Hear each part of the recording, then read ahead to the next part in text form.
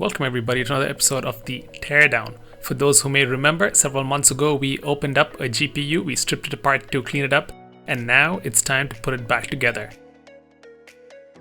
Between our last video and this one, we have cleaned all the parts. As you can see, the GPU or the PCB with the GPU, the board, is super clean. The GPU is in fact sparkling, so we've cleaned up the old thermal paste on it, and as you can see, the entire board is quite clean. Even the back, we've completely brushed it and cleaned it. The same applies for the heatsink block as well. You can see it's been completely cleaned out. As for the steel parts, the heatsink and the pipes, we were able to completely wash it out because there are no electronic parts in this piece.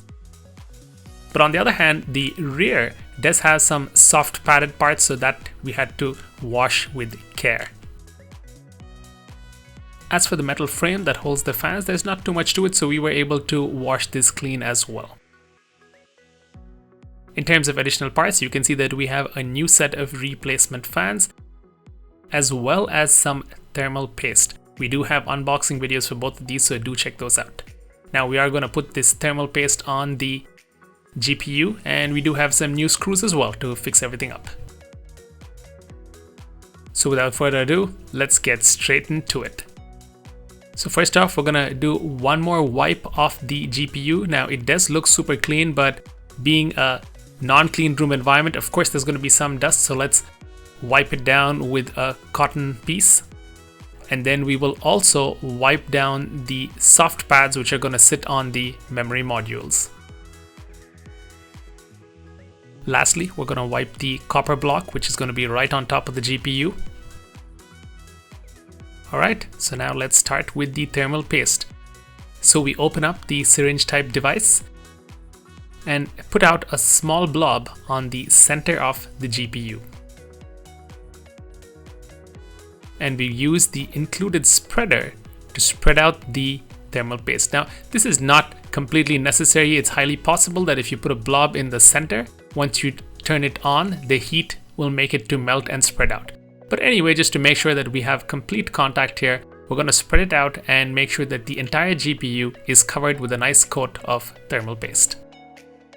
If you're feeling compelled to put on more, be warned that you only need a thin film between these two. The excess is going to melt and pour off to the sides, and we don't want it to be too messy, and we just want a thin film, so let's keep it just light.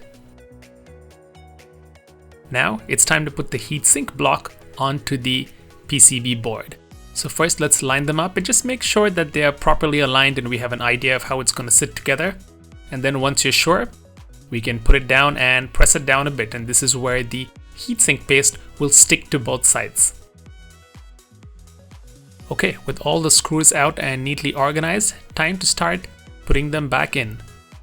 So first off, we're going to work on the back panel and fix the PCB to the heatsink block.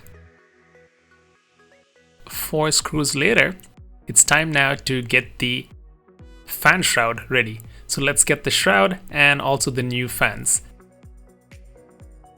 First, let's line them up, set them together, and just make sure that they all fit and are neatly aligned.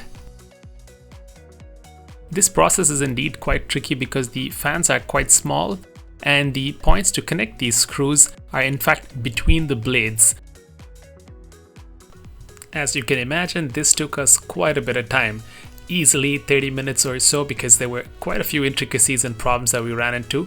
But in the interest of time, we're just going to give you a speed through, a montage of sorts, so that you get to see the whole process. But thanks to some movie magic and editing, we're going to just cut straight to the chase and show you the end result.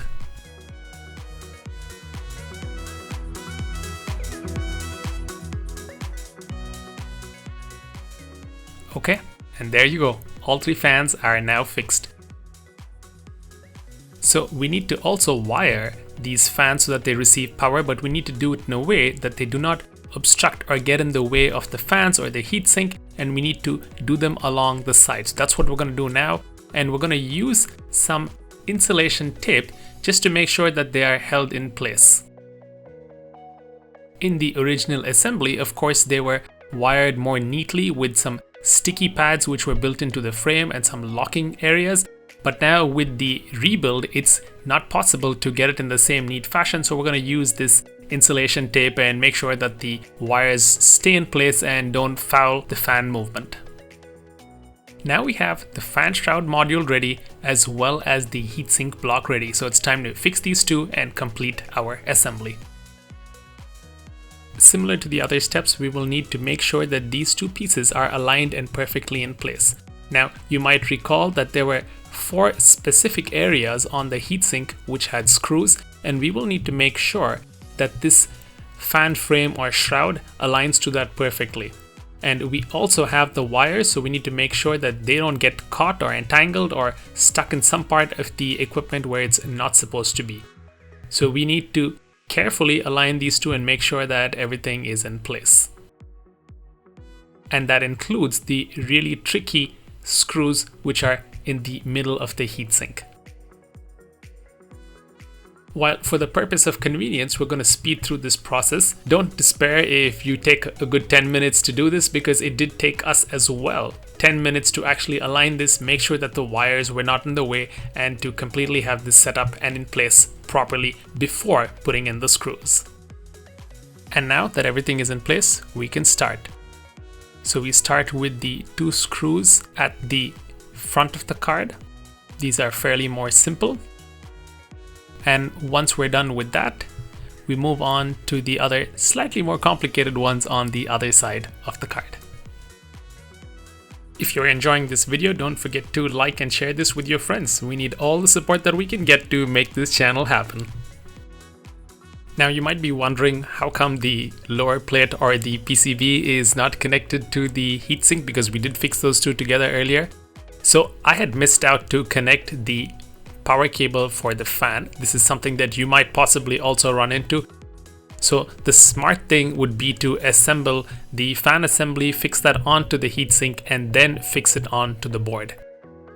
Plugging in the power cable for the fans, put the heatsink and fan assembly onto the PCB, make sure that it sits neatly, that the pads for the memory chips as well as the GPU line up correctly, and that the wire is not fouling in any way with the assembly. Once you have this fitting properly, you can turn the board over to the rear and start fixing the 4 screws. And there you have it, like brand new, clean with new thermal paste, all the dust and grime removed, and looking almost like a brand new card. Now this does have replaced fans, so you can expect a good efficiency with these fans as well. Hope you're enjoying our content. Do get subscribed if you aren't for more teardown videos like this, and see you in the next one.